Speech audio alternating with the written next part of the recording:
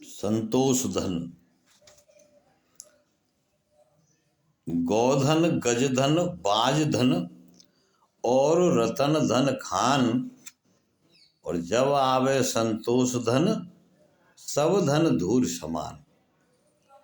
ऐसा संतों ने कहा है संतोष के विषय में कि संतोषी व्यक्ति और संतोष कैसा होना चाहिए।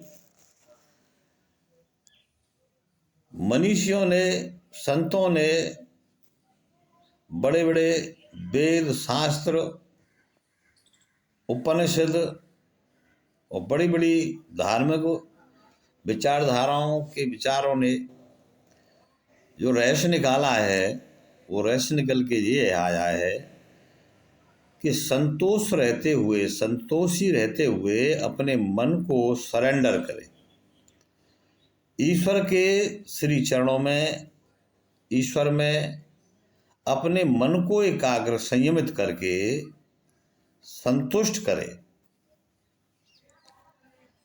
अब इस दोहे के माध्यम से ये बहुत कुछ बात दिमाग में आती है कि संतोष क्या है।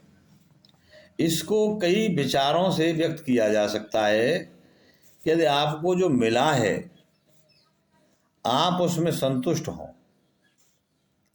आपको सहजता, सरलता, संतोष धन प्राप्त है, आप से संतुष्ट हैं, सहज भाव को प्राप्त हैं, तो मान लीजिए सहज समाधि मिल गई।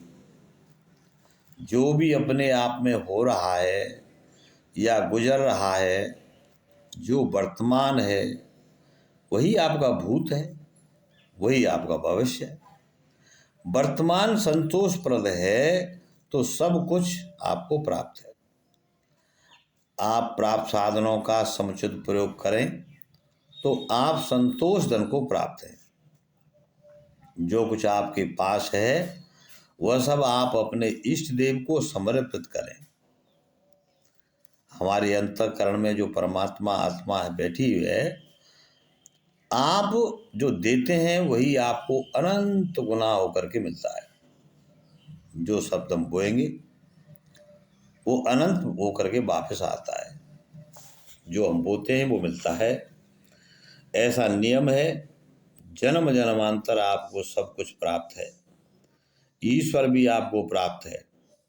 आप भी ईश्वर के रूप हैं। यही आपका सही विवेक है। आपके घट में अनंत स्वरूपों का भंडार पड़ा है। देखिए साथियों, जैसा पिंड होगा वैसा ही ब्रह्मांड होता है। जो भी आप बाहर देखते हैं वैसा ही आपके और हमारे भीतर है। किंतु आप जब समता रूप से सबका सम्मान रखते हैं तो आपकी वृत्तियां प्रकाशमान रहती हैं, हमेशा प्रकाशित रहती हैं।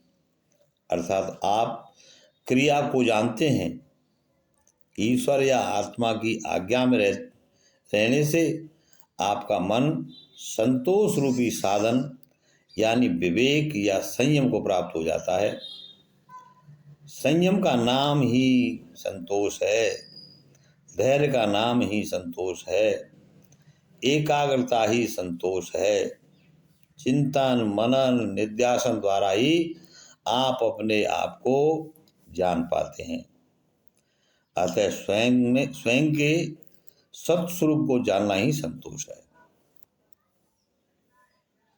अतः साथियों, अपने इष्टदेव परमपिता परमेश्वर की शरण में रहें, अपने आत्मदेव श्री गुरुदेव की शरण में रहें, और ऐसा होना भाई परम संतोष की बात।